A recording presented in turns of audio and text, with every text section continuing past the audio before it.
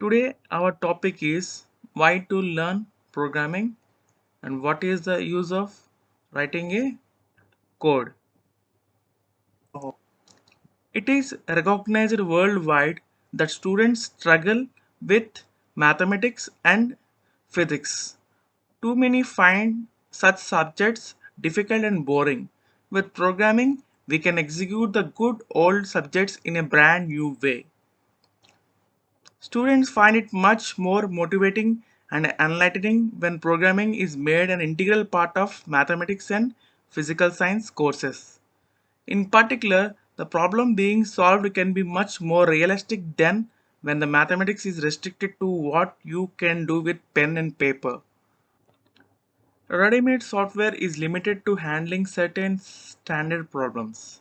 What do you do when the problem at your hand is not covered by the software you bought? Fortunately, a lot of modern software systems are extensively via programming. In fact, many systems demand parts of the program specification to be specified by computer code. With the programming skills, you may extend the flexibility of existing software packages by combining them. For example, you may integrate packages that do not speak to each other from the outset. This makes the workflow simpler, more efficient, and more reliable, and it puts you in the position to attack new problems. It is easy to use excellent ready-made software the wrong way.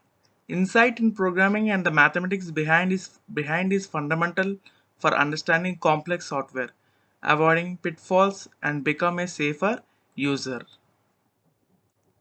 Bugs or errors in computer code are mostly present in most larger computer programs.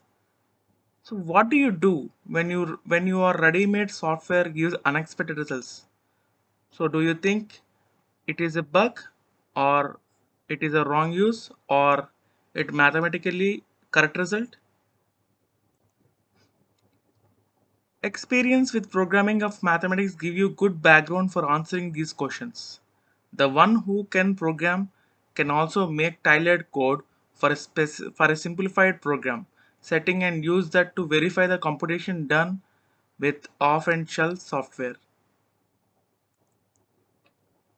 Lots of skilled people around the world solve computational problems by writing their own code and offer their code for free on the internet. So these codes are called as open source codes or freewares.